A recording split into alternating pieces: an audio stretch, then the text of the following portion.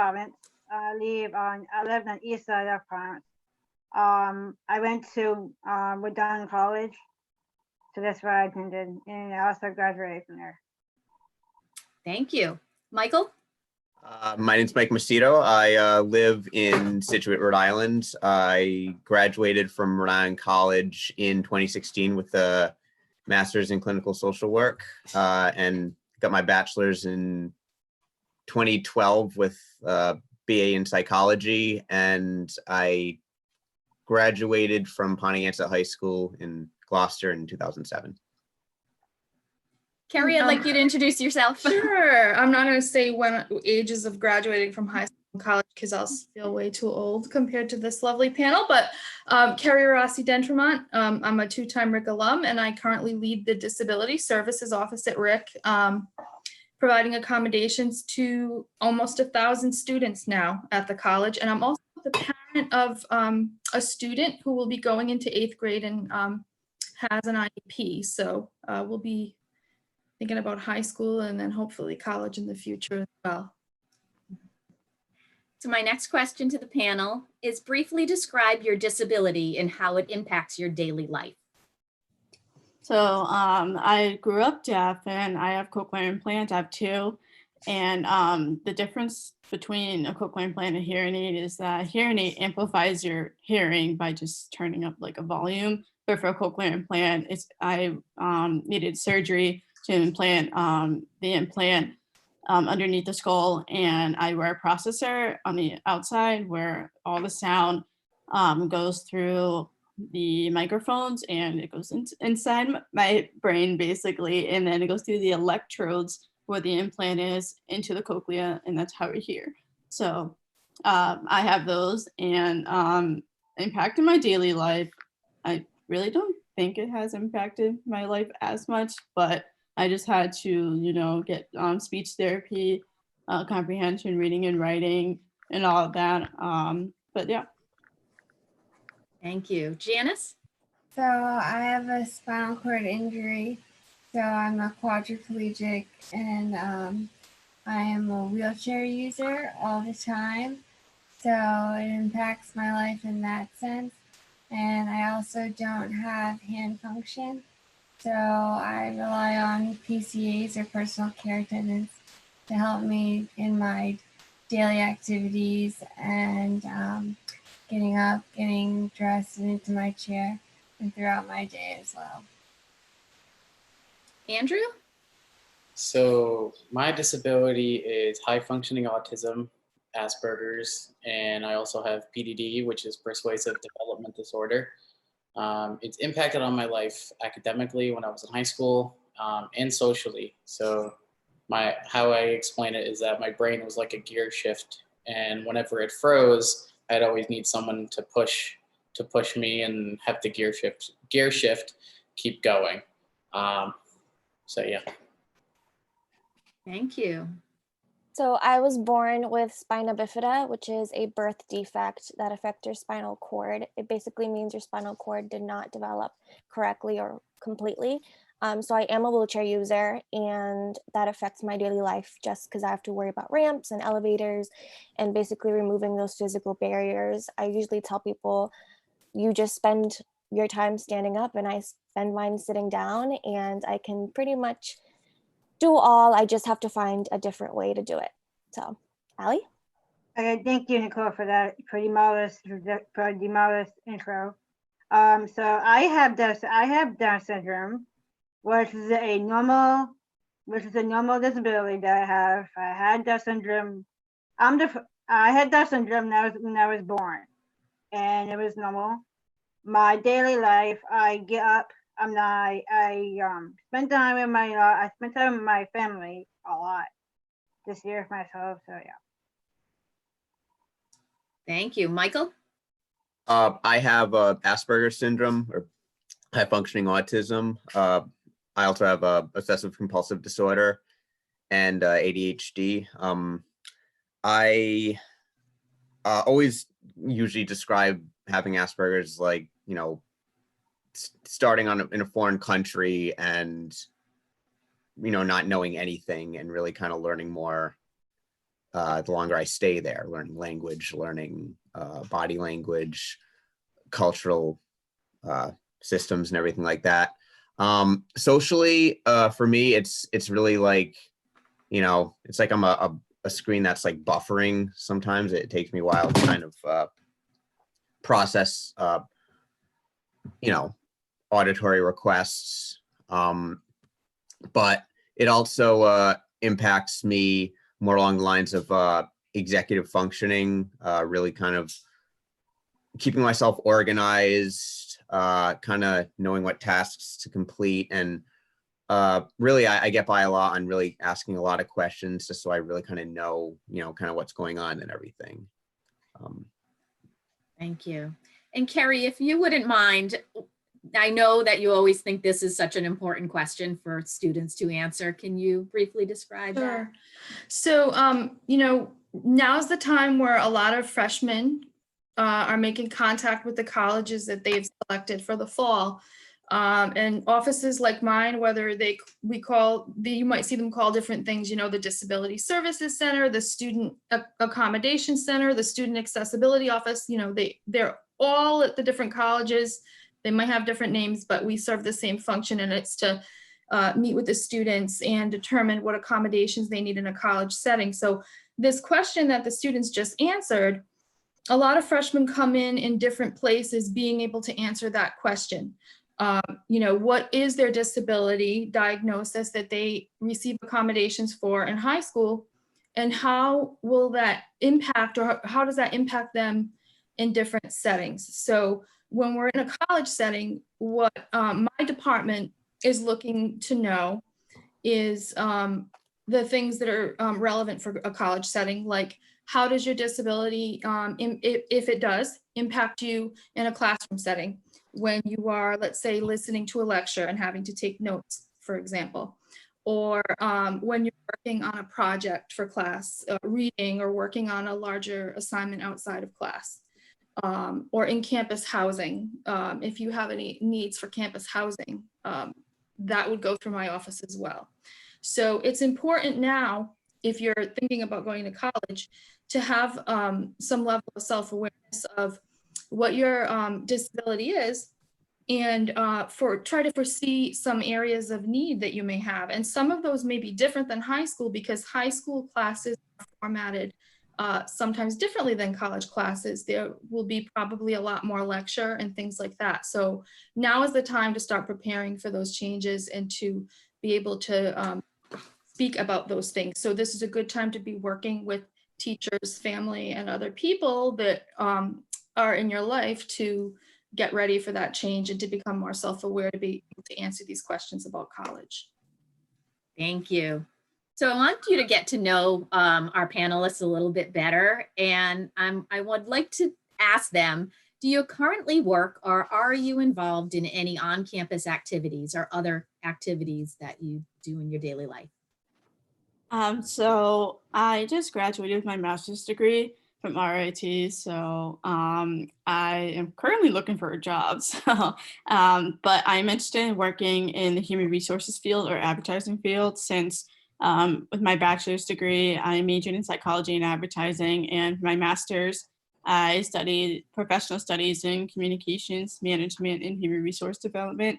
But while I was in grad school, I participated in the LEND program as a trainee in 2018 to 2019. So that was a great opportunity for me to be able to do something while taking my classes all online, since I decided just to stay home, take all my classes online rather than being on campus, where it's 6 hours away in Rochester. So I was very, very thankful to be in a LEND program during that time. But with my undergrad, I was involved in a couple of clubs, but it was more so like community based, where I could give back to others. So that's what I did.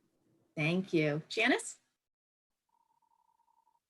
So, prior to my injury on campus, I was in health education there, but now I will be teaching a online nursing class come the fall.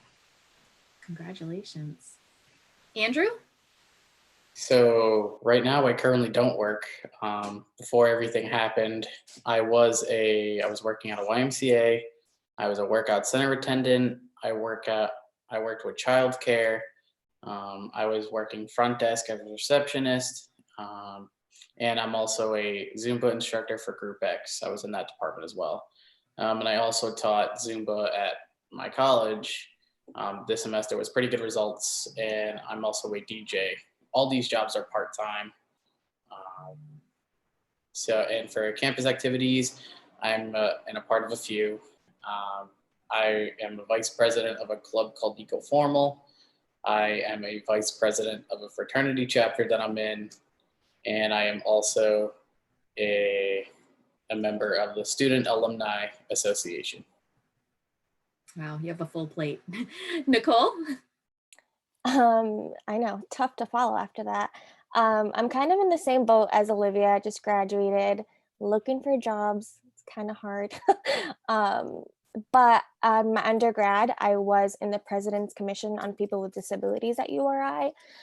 This met like once a month, and we talked about different things that can help campus for students with disabilities, whether it's accessibility or whatever it was. I'm a RI Lend trainee this year. Olivia was last year. So now I'm this year, I do that. I also did a lot of research through my college.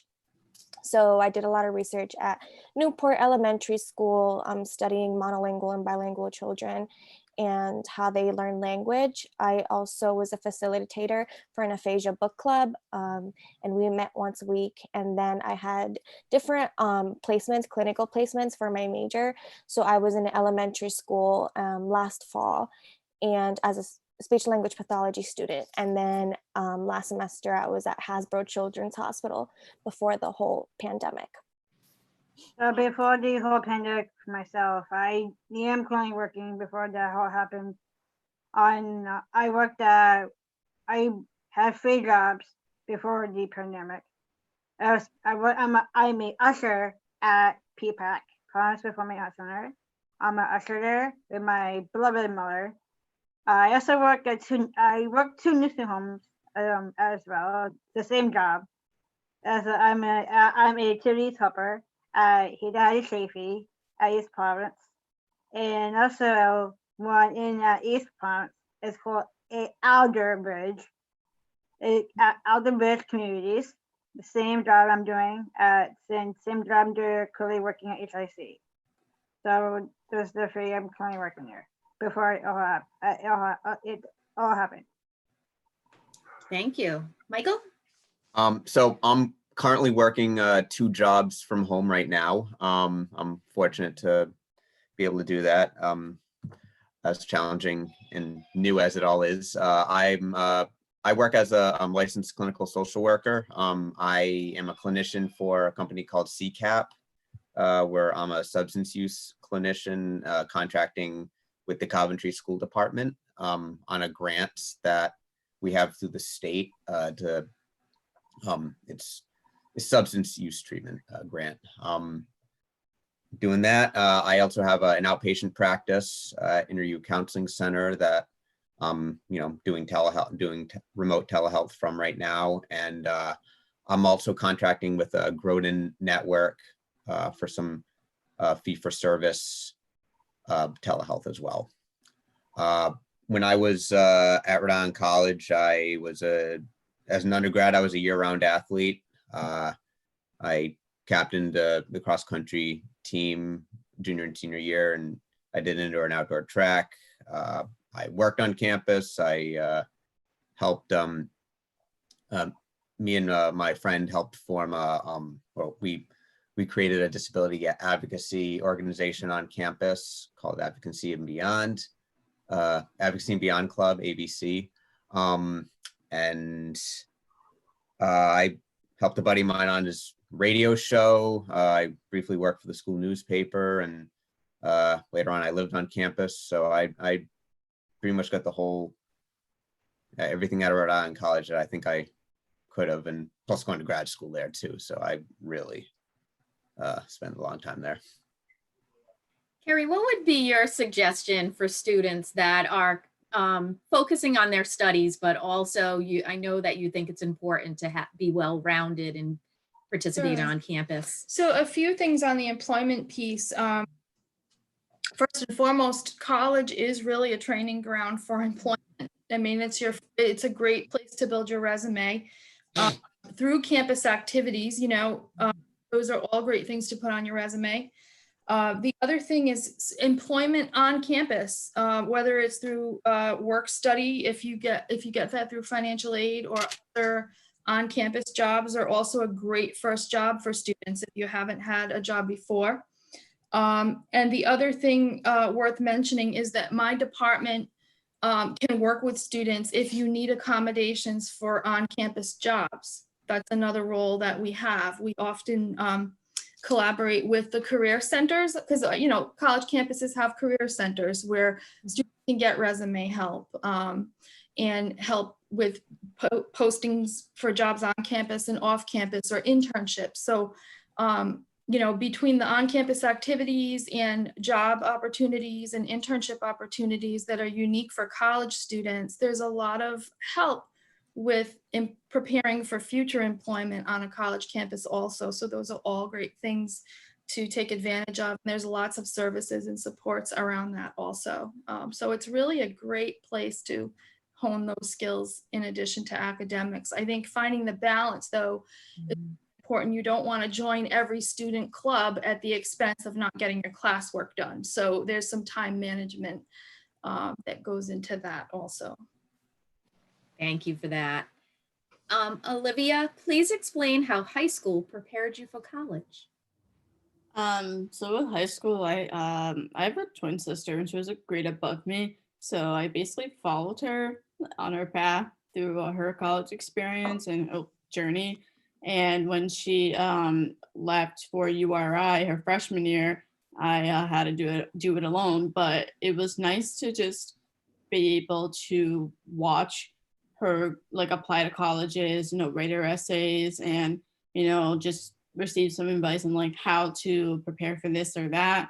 And then when I started the process, all I had to do was do the essays, apply to the colleges, but I would always make sure my sister could be another set of eyes for me to make sure everything was completed before I sent it to the colleges. And I did have my guidance counselor, but having my sister was just more she was just a big help to me personally. So I thought it was a very smooth journey, and I only applied to a couple of colleges, and thankfully I got into all of them. And my sister was it was just really the fact that because I went through it, it was easy for you to go through it. And I said, yeah, I guess that was it. So overall, it was a great experience. Janice? So between high school and college, I was injured my junior year of college, but in general, from high school to college, what really helped was knowing how to write a solid thesis and a paper, and then also public speaking. I had a lot of practice in high school for college for that. Thank you. Andrew, I know you're next. Someone in the chat box, they may have missed it. What is your major? So my major is audio engineering with a certificate in radio broadcasting. Thank you. So how did high school prepare you for college? Actually, I have to say, the first time I met Andrew, he was part of a Fearless Friday program that West Warwick High School runs, and you were running the Zumba class for that group because you had come back, or you were a senior at the time. I'm not sure. I was a senior at the time. So how did that prepare you? How did high school prepare you? Okay, so high school prepared me in so many different ways. The list goes on and on. But the main points I'm going to talk about is self-advocacy and time management. High school prepared me to speak up for what I need as far as accommodations in a classroom setting. Luckily, in college, the college I go to is very small, so I can do the same thing in a classroom of 20 kids. And the classes are smaller too, so I have more of that one-on-one help. For the time management, they taught me how to use a planner and organize assignments. That's huge. Like in college, I use a planner still to this day, and I write down everything from work schedules to appointments to assignments. The list goes on. So it taught me a lot in that aspect. Thank you so much. Nicole? So in high school, when I started, thinking about college, I didn't know that disability service offices exist. I didn't know that was a thing. No one had ever told me about it. It wasn't until I decided to do my own research when I started looking at colleges that I saw that they would be able to help me and accommodate me when I went to college. So that was really helpful. Like again, Andrew said, self-advocacy was a really big deal in high school. Frankly, my mom did a lot of the stuff. If there was a problem, I told my mom. She, would call a teacher or vice versa, and it was like that. In college, it's more about you yourself and handling those issues and advocating for yourself to get the accommodations that you need, so you can have the same opportunity that everyone else has. Okay, so for me, how high school prepared me for college. So I had an aide with me in my high school. I had an aide. Her name is Diane Tatro. I had her till my senior year in high school, which is the Diane Wilbur Regional High School. I love high school. I went to my 10-year high school reunion, I don't know how many years, but my high school prepared me for college. After I graduated from my high school in 2007, I went to CCLI at Warwick campus. It was called East Bay Collaborative Precision Program. It was my 2-year program. I finished my first year, and it did prepare me a lot. It did prepare me out there. So yeah. And that was the Transition Academy through the West Bay Collaborative? East correct? Bay. It was East Bay. Okay. And Michael? So academically, I was a little in the dark when I first got to college. I'm a first generation student. I didn't know what a gen ed was, but I had a really good guidance counselor in high school who really helped me kind of figure out kind of the structure of college, kind of what to expect. And he really helped me in sort of figuring out where to search, where to go. Turned out, Rhode Island College was really the perfect fit for me. But I also, my school allowed me to be active in my IEP meetings. So I think that really helped. I used a word processor, an AlphaSmart 3000 word processor, all 4 years of high school. That really helped me to not fall behind, give, when teacher would give verbal lectures in class, that allowed me to type fast and kind of get that in. And that really translated to learning how to take quick notes in college. In college, I had sort of a different set of accommodations, but I think that the ones I had in high school really helped. Sort of, those were the precursor to the ones I had in college. So it was on that front, it was a very smooth transition. Carrie, I know we work very hard together in preparing and providing professional development for teachers in preparing students. Can you give a little bit of information about how Sure. high schools should prepare? Sure. And I think all of the panelists really touched on some of the core themes. I mean, they talked about researching schools ahead of time to see what services they offer. So, college is a huge transition for all students. And, looking at what programs the school offers, the size of the school, the location. But I think if you have a disability and you need an accommodation, you also want to really research the disability services offered at the school and their philosophy and their model and things like that. And the other piece is the organization. So, time management and organization, knowing that you're going to need a system of organization when you get to college, whether it's a paper planner, the old fashioned way, or maybe it's your phone calendar. Just knowing that there are going to be distant deadlines that you need to plan for, and how can you hone those skills in high school and start, even things like your doctor's appointments. Maybe you start keeping track of your doctor's appointments and dentist appointments and those little things that come up in life that you're kind of in the driver's seat, keeping track of those things and your assignments for high school as you make this transition. And knowing what your strengths and needs are as a learner. If you have an IEP, going to your IEP meetings and being part of the discussion, that kind of nothing about me without me, being involved there. Same thing if you have a 504 plan or other accommodations, because students have different models of accommodations in high school. But it's knowing that it is going to be a transition, and being aware of the areas of need that you may have, or things that might be a little bit more challenging that you might need to compensate for in different ways, so that you can kind of plan ahead. And understanding too, if there's little bumps in the road, it doesn't mean that college isn't for you, but just that you might need to flex or change strategies or try different things.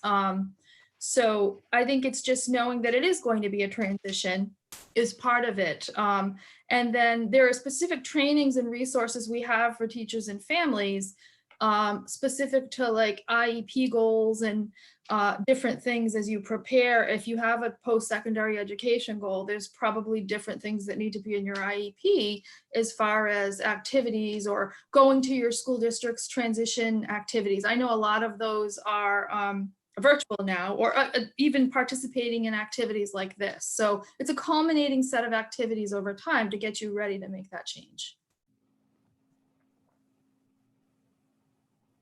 I apologize. So the next question is, Olivia, please share accommodations that you had in high school and the accommodations you have in college. So in high school, from 7th grade to senior year, I had a note taker, and she was hired by my town's district in Johnston, even though I attended a school in Providence. But she basically was someone who would write down everything, but more in detail, and whatever I missed, if my teacher said something important, and if I didn't think it was important, she would write it down anyway, just because you just never know. So she did that for me.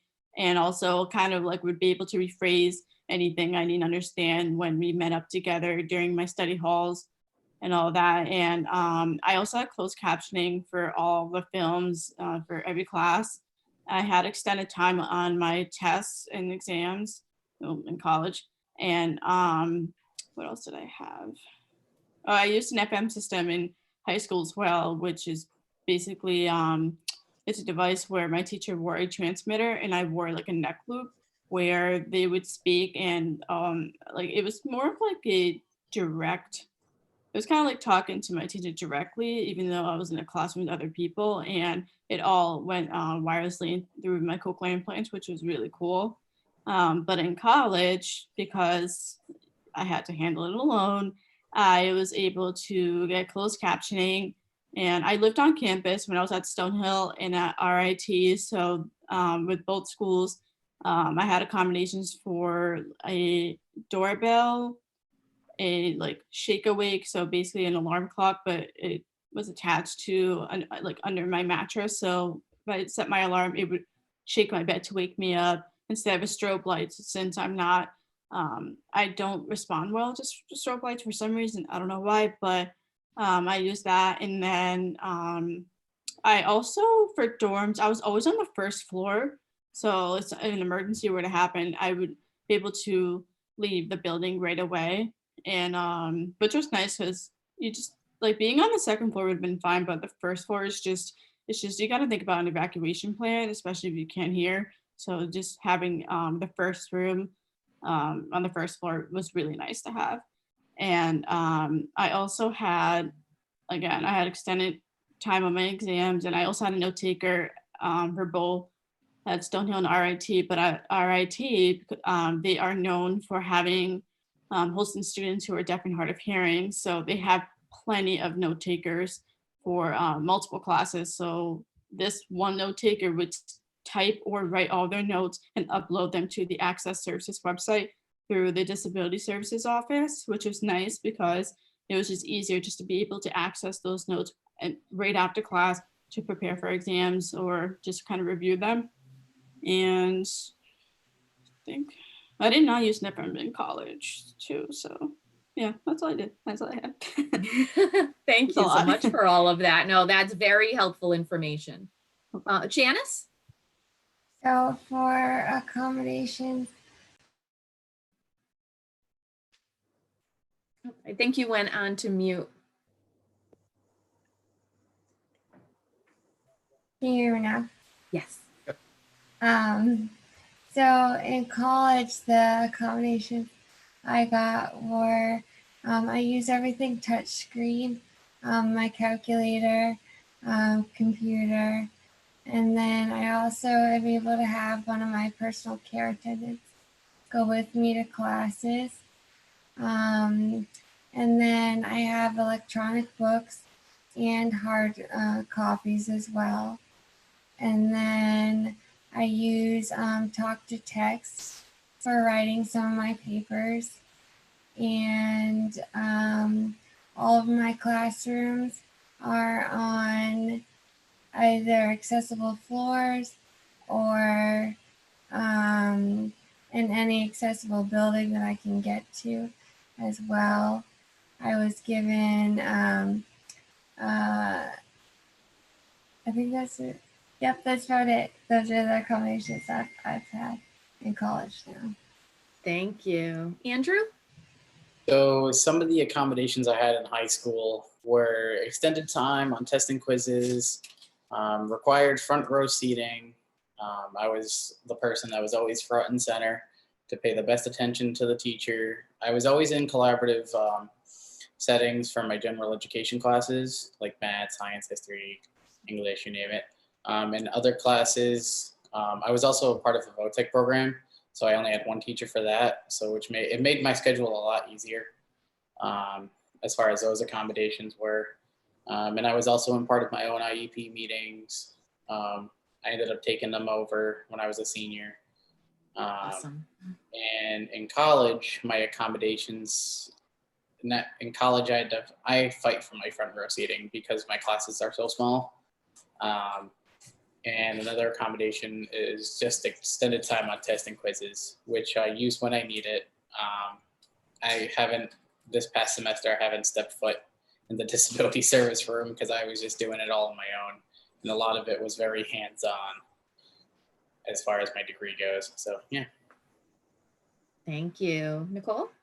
So my accommodations in high school, I had a 504 plan, which basically was just like removing all physical barriers so my classrooms are accessible. It really wasn't a problem because the school is very small. It's only one building, and the elevator always worked. Never had a problem with the elevator.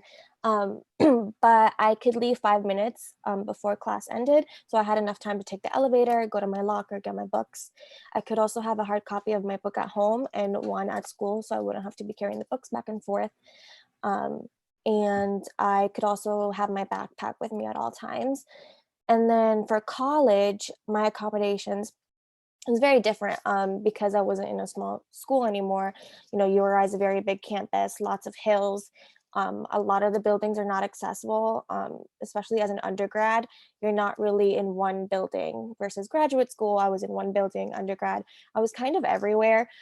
So I would meet with disability services and we would make sure that all the classes that I had were in accessible classrooms, had a ramp or an elevator. And then I did dorm my first year of undergrad. Just because I wanted to try it out, I was able to get an accessible room. And again, it wasn't like Olivia was saying, it was in the first floor just because evacuation drills, you know, you need to get out. So that was really important. And you never have to worry about the elevator breaking down and how you're going to get to your dorm room and all that. So that was really cool. And then I also got my own bathroom. So that was also very nice. And that was a part of my accommodations that we were able to work with Disability Services Office. So my house was quite different from my high school was quite different from your high school, Nicole. So I had an aide to my senior year in high school. So I did one thing about me is I just sit in the front row. I work classes. I work classes a lot back in high school and in college. So I'd sit in the front with my aide. I took basic normal classes. When I go in, I sit in normal. I sit in the front seat, but I cannot sit in the back. If I sit in the back, I can't see the teachers writing things on the board. I can't see if I sit in the back. So that was very helpful for me to sit in the front and the back. I've been Thank doing that since like prior to my Down syndrome life. Back in college, in my high school, did not get recommendations, like I said. I went to Down college. I did get recommendations from my classes at Down college of my wonderful, amazing classes that I took there. I got my recommendations from Disability Service Center at Redon College where Carrie Rossi works there. And that made me very helpful, and that made me very independent woman I am. Thank you. Michael? So when I was in high school, on my IEP, I was allowed to have extended time on assignments, priority front row seating. So they ensured that I would, be able to sit in front of the class, so I'd be able to focus better and ask more questions. I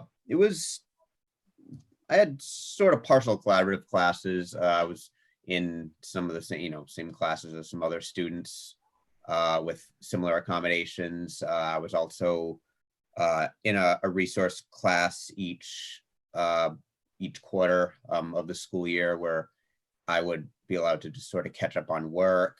There'd be a resource teacher to really be there and if I was stuck with anything. When I was in college, I didn't have the word processor anymore. I had a peer note taker. So someone in the class would volunteer to write down notes on a piece of paper with a piece of carbon paper attached, and then they would rip that off, give it to me. I had a time and a half on exams and a separate location if that could be provided.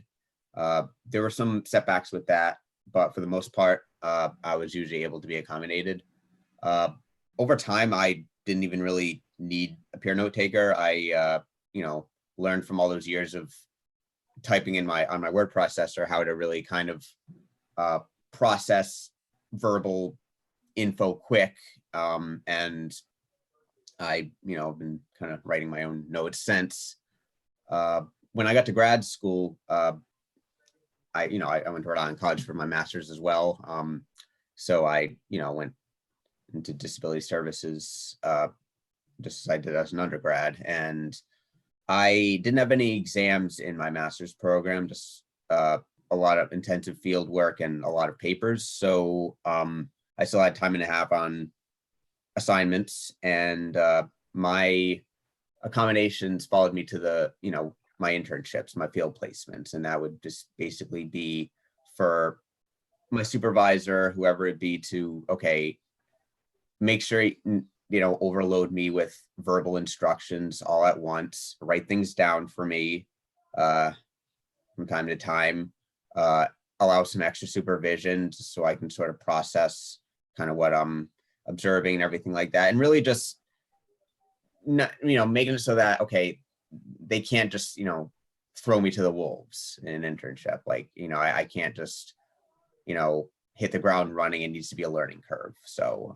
that really helped me in my master's program, especially considering my first field placement, I didn't have any of those accommodations, and I really sank. But after, I was able to really get above water, and it really helped. Thank you so much. And Carrie, this is your expertise.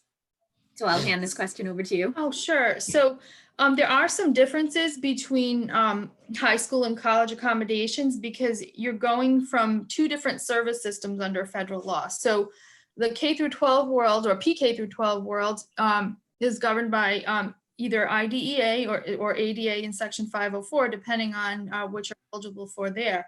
When you go over to college, it's the ADA in Section 504.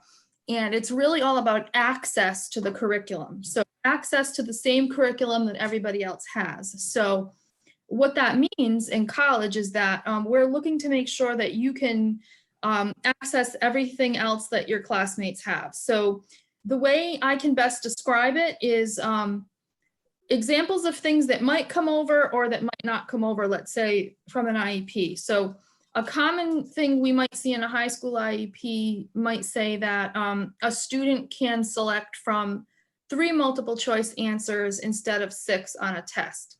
You would not see that type of accommodation come over into a college setting because that changes the standard of the test. In a college setting, what we could do is allow extra time on the test, separate room if the student needed it.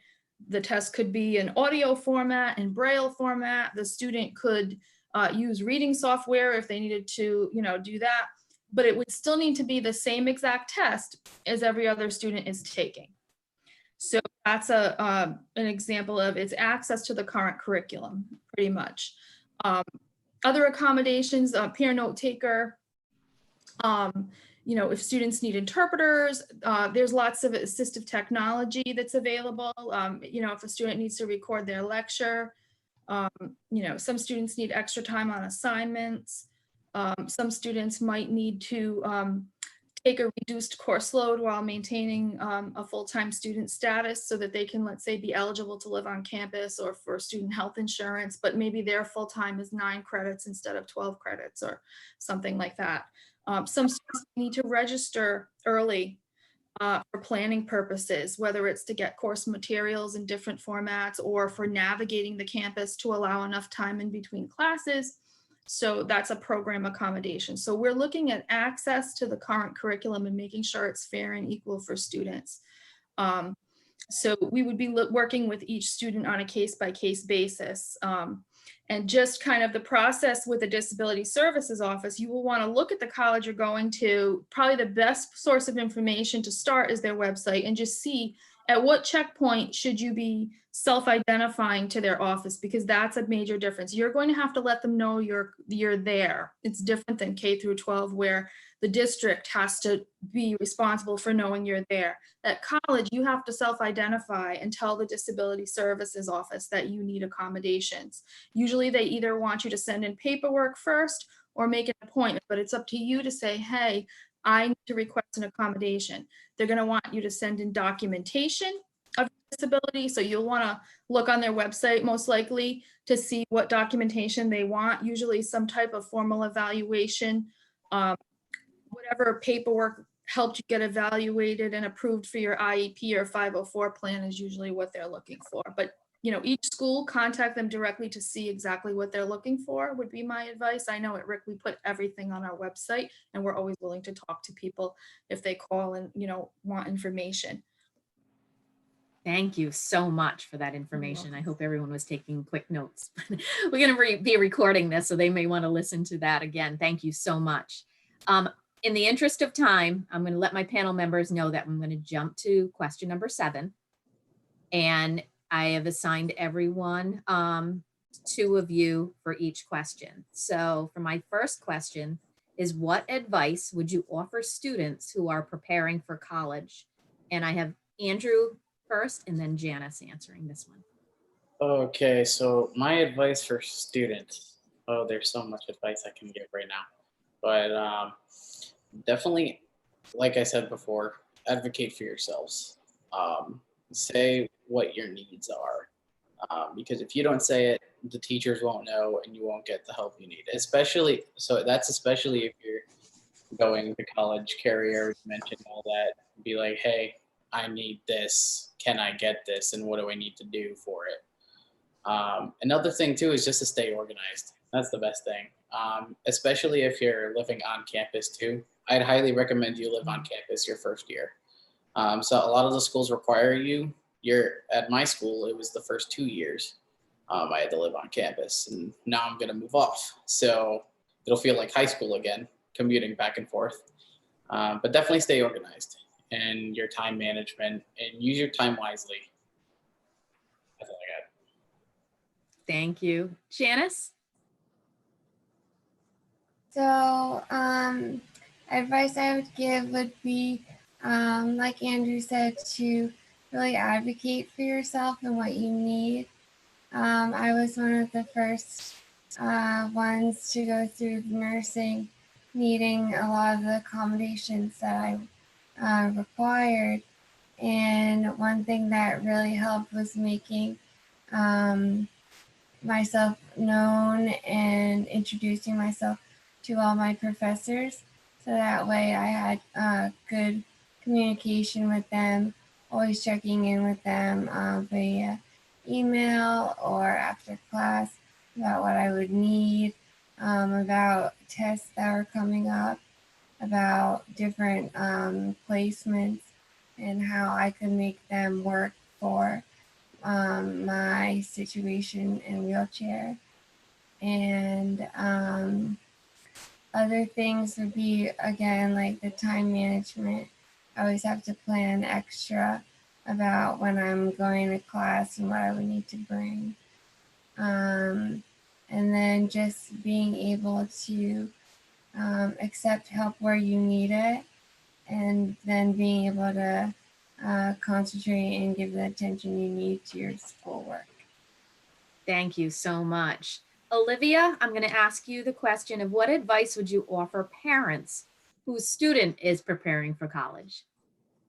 So to parents, I honestly would just say, like, really just support your son or daughter through their process, just because when they go to college, they have to be able to handle like, getting accommodations and just facing a new life at a new school, if they're living on campus or not. And if they need help, like, guide them, but don't do it all for them, because I've been there. My mom's been done it for me. So I was just like, I can do it. I got it. I got everything I need, but you can just support me and I'm good. So just really support your son or daughter. Thank you. Great answer. Michael, what advice would you offer parents?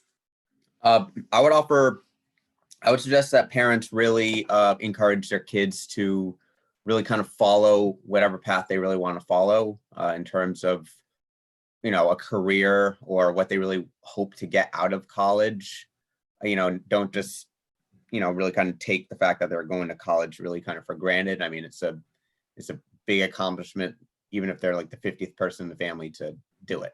And I would really just try to not make too many assumptions about kind of what some of the professors might be like, what some classes might be like, because everyone's experience is different. But I would just say,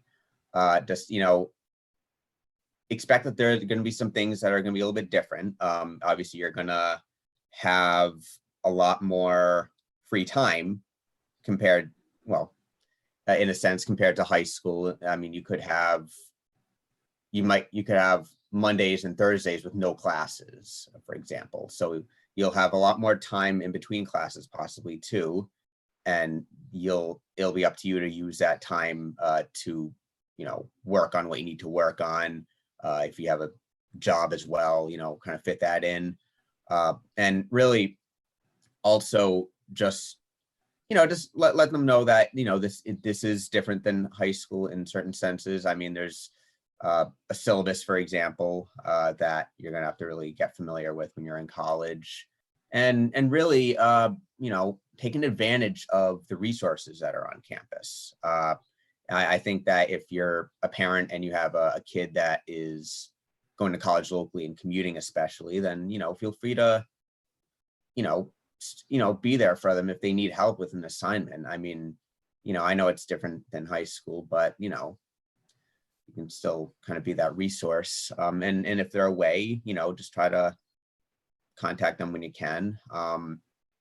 But, just let them know that there are some certain things that are different. And there are certain resources that they'll have to their disposal that they didn't in high school. There are professors' office hours. There are study groups, study halls. At Rhode Island College, we have Oasis, where, you can see a tutor, an academic advisor, which, I mean, you can at any college. But really, I've had tutors in almost even in like psych stats before. Like they're there and it's free. I mean, it's with your tuition. So really get your money's worth. You know, take full advantage of everything the college has to offer in terms of guiding you. I appreciate that. Thank you so much. So now advice for teachers. Allie, what advice would you offer teachers that are preparing young students for college? Well, I know, okay, so my personally, my opponent advice for the teachers is that you need to get your, you have to get your students reference. Like if a student has like any different classes that if their classes are not probably easy class, like if like for example, if a student wants to do a math or any teachers from math department, you can ask one. Sometimes in the science area, sometimes it would be quite kind of hard sometimes to get one, but sometimes for science it'd be quite easy for people. Some of them, if they're really interested in science, they can get one. So Like, you're saying offer opportunities to yeah, students? yeah, like all opportunities for for teachers especially.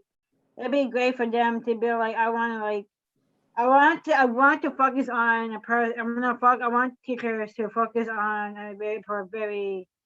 I want teachers to focus on any, if they have like any like students, they are quite drama to their ability courses that they want to do, that teacher can like focus on a student to be like, this would be a great the push that the be a great push for teachers to push their student to get to choose a right department of reference. Like you can pick like one especially for our teachers, like to push the students need to get one for college.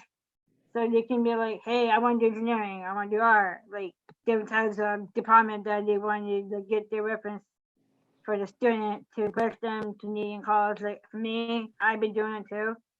My mom's a teacher, so it'd be great for the teachers to like push the student to do it. To be the right person to get one. Yeah. Thank you so much.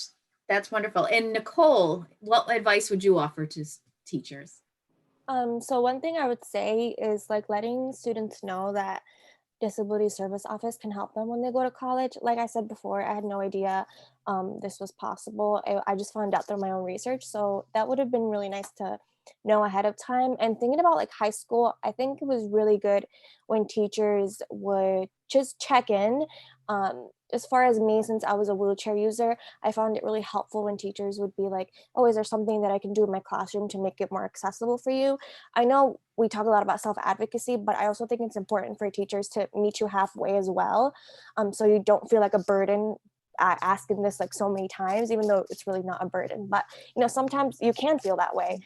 So I think it's really helpful when teachers, you know, would come up to me. You know, you can wait until the class leaves. Don't like pull them out in class, but you can wait until the class leaves and say, hey, do you manage getting around here okay? Do you want me to move anything? How can I make it more comfortable for you? I thought that was really helpful. And like, for example, if you know you have a student in a wheelchair, the layout of your classroom, you know, feel free to move it around if you need to. If the desks need to be farther apart so that a wheelchair can fit, that was also really helpful. So you don't have to be like, excuse me, every time you're trying to pass. You know, making students put their backpacks underneath their desks, just little things like that. You can do it just to make more accommodating and more accessible. And as far as like college professors go, again, just checking in. I had some really great professors who were so understanding, whether I couldn't get to a class on time because, you know, the sidewalk wasn't shoveled or whatever it was. Just, you know, make sure they know that you're there for them. I appreciate that. Carrie, what's your word of advice for everyone? Just to know it's going to be a big transition. And I always say to parents too, because students usually come to their appointments a lot of the times with their parents, with the student's permission. It's a big transition for parents, because speaking from the perspective of a parent, it's been a journey. Parent all this time. Sometimes it hasn't been easy. You've had to fight sometimes to get what your young person needs. And I know the perspective I take at Rhode Island College anyway is that I don't want it to have to feel that way when your young person comes to me and is looking for assistance. So I always feel good when I see the big sigh of relief, like, oh, this was so easy. And I'm so glad that, you know, our student has what they need. But I do want to say, like, you're in a different role. They're in the driver's seat, you're in the passenger seat, but you can still be their best coach. So you can look at the college's website and look at the academic calendar and see the date midterm grades are supposed to be posted, or final grades, and say, hey, you know, I know that grades are posted. What were yours? Because really the best source of information about your young person's college experience is your young person. So keep those lines of communication open. And, you know, as our panelists said, there are tutoring centers, there are so many resources, but it is up to the student to seek them out. So you can, you know, students, parents, teachers, anybody working in transition can familiarize yourselves with what those resources are and familiarize yourself so that the student can be more equipped to go seek those out when they are in college. We in Disability Services Office refer students to other departments all the time. So like my department isn't doing direct tutoring for subjects, we're doing access and accommodations, but we refer to the Writing Center, the Math Center, study skills tutors all the time, Counseling Center, Health Services. So there is several departments that can assist students once they're in college. Thank you so much, panel members. Now we have some questions in the chat box. I thank you everyone for staying tuned. I know that it's 4:05 and we said that this was only going to be an hour. I'm very flexible right now. I'm not Thank you. I'm very early. So Mark, would you suggest that we move on to some of the questions in the chat box, or? Yeah, absolutely. And we only have a couple so far. Anyone who is still with us though would like to submit a question, feel free to click the Q&A box and type it in, or type it right into the chat box. And actually right now we do have a comment and a resource. A representative from Disability Rights Rhode Island first commends the panelists for sharing their stories, which have been excellent, and wants to let folks know that Disability Rights Rhode Island is a resource, supports voting for people with disabilities. It can help with voter registration and education. And their telephone number is 401-831-3150. So I'm going to hop back to the chat box. Andrew, this question came through for you. What was the most difficult part about finding work before COVID? So I'm back, guys. We just had a power outage a little bit. So that's why I jumped out and back in. So I'm back on now. So before finding work, so the word of mouth is still a powerful resource till this day. Aside from social media. So how I got my jobs from the Y was actually through my school. So I started teaching Zumba at Husson first. And then my former boss at the time, he was an assistant football coach and he needed somebody. Turns out he worked at the Y. So I just went where he went. And I visited him at the Y. We had the interviews. It was pretty relaxed. Another thing too, for like just part-time, so like the DJing stuff, that's all me. That's pretty much my own business. You have to put yourself out there to everybody and just promote. Even for teaching Zumba at Husson, I have to do the same thing.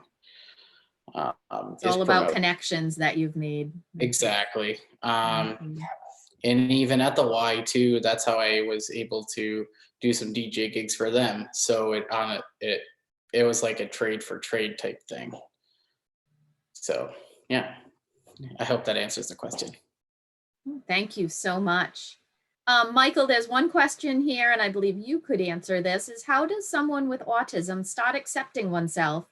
And what are ways that you can start making friends? Well, that's an excellent question. I would say really the first step to really kind of accepting yourself is accepting and really embracing all the unique challenges that can sometimes take place if we have an ASD. I know it can be easy to really sort of put yourself down, especially if you're trying to to quote unquote trying to blend in, trying to be normal. It can be that can lead to masking, and I mean that can be really exhausting. So it's important to really embrace kind of what some of these difficulties are, understand them, and I'll really even more so embrace how far you've come. And I would say, what was the second part of that question again? Making friends. Oh yeah, and as far as making friends goes, really just I mean, what worked for me was kind of putting myself out there a bit. I became a student athlete literally by accident my freshman year of high school. But one thing that I did have control over was when I was in last week of 8th grade, hearing signups for freshman cross country in high school. I didn't know what cross country was. I never really did a sport except for like maybe, I don't know, a month of soccer or something. But I was tired of, being bullied, and I was tired of, picking fights, and I just wanted to just do it. So I just kind of just showed up, and I decided to sign up. So really, it's about, if there's something that interests you, check it out. And if, you can get yourself involved in a club or an organization, something that will allow you to, expose yourself to other people, then, take advantage of that, because you're going to find that out of 20 people, even if you just connect with one person, that's a huge accomplishment. And who knows, it could be someone who is your best friend. I mean, I don't connect with any of my old teammates or anything like that, but my college teammates definitely, and my high school coach, I still keep in touch with him. We're very close, so you can make these lasting friendships. Thank you so much. And I just wanted to add in, fast forward for Michael. He is training for marathons. Yep, I've done 3 so far. I was going to do Boston this year. We're kind of seeing where that's going, but I'm running 50 miles a week just to maintain shape for my next in-person race, whenever that will be. But amazing. So it's proud keeping of you. me going during all this. Thank you. Olivia, I think you could answer our last question is, what was your biggest fear when you were entering college? So I think my biggest fear was just, I guess, just fitting in, like like are other students going to like me, even though nobody knows each other freshman year of college. But all I had to do was, through my school's orientation, I was in a small group, so everyone like introduced themselves, and all of a sudden one person looked at me and she was like, "You're from the same town." She was, "We need to talk." So I was like, "Okay." So that was like the first step for me to like get out of my comfort zone, and she ended up being my roommate freshman year, and we just clicked right away. Like, for some reason, she remembered me or something. I don't know what it was, but it was just nice that I already had that someone recognized me, and I was like, oh, it's a small world here. So through that, then I was able to tell myself, all right, I can join some clubs on campus. Like, what interests me? Anything. So I ended up joining what's called, it's like a Latinx group, and I joined a psychology kind of support group thing, because we would do review sessions together or whatever events that were out there for the psych majors. So I did that, and also just being involved in my dorms, like my RA, she would host little events for my floor. So that's how I also made my friends, and I met all of them on the first floor, and the second floor were all the second year students. So I ended up just going up there one day to make something in the kitchen, and somebody came in and introduced themselves, and I was like, okay, I got this, just talk, not a big deal. So really it was just getting myself out there And from there, you know, when I had to transfer, I was like definitely afraid to transfer, but at the same time, I knew I had friends at RIT already, so it was a very smooth like journey to get through there. And also, even though I have my friends there, they have their own friends, so I had to tell myself I can still make my own friends. So I did that, but also just having my other friends there were a big help for me, and it ended up being the best 4 years of college. Like literally the best 4 years of my life, except for grad school. That's different, being home, but being with my friends, it was definitely worth it. My last question here is, I have a mom that's writing in here, and she said, how did you work on your self-advocacy skills, and what would you recommend for her son? Which one are you talking to, Carrie? Let's see, Nicole. So yeah, that's a good question. I think self-advocacy is really important. I think being able to be comfortable talking about your disability or your disorder or whatever it is, I think is a really big deal. And as a speech language pathologist, what we do with a lot of the people that we see is that we tell them that it's okay to, you know, disclose like, hey, I'm having a really hard time talking right now because of so and so, whatever. So that puts the communication more at ease and the other person knows. And then you can just say, you know, give me a minute or give me a second. I think that's really important. And just to be able to be comfortable with yourself and, you know, don't be scared to be open with people, but you don't have to share anything if you don't want to. You know, you don't owe anybody any explanations or nothing. It's whatever you feel comfortable doing. And I think the more you open up with people, you'll get more comfortable. And honestly, college is so much different than high school. College has like, I feel like people are more understanding than people were in high school. And I think a lot of you guys can agree with me. It's a different world. Everyone's more accepting, and it's just, and it's more diverse. There's people from everywhere. There's probably people that are, you know, dealing with some of the same stuff that you are. So I think by opening up that, it can help with your self-advocacy, and, you know, just don't be afraid to get out there and ask for help if you need it. Carrie, can I add to that too? I mean, I Absolutely. work with we spend a lot of time in our first appointment when we talk about students communicating their accommodations, because my office will give them a letter that they give to their professor, and that can be very intimidating. And they usually give it to their professor during office hours, and the letter will list their accommodations. For some students, verbal communication may not always be the easiest way, and it might be directly tied to their disability. So what we'll do there is come up with almost like what we call a boilerplate statement, like an email template that they can email to their professor ahead of time saying, hi, I'm so-and-so, I'm in your class, and I have a letter from Disability Services, but I'm gonna just list what's there first. So for some students, it might even be coming up with an alternative means of communication.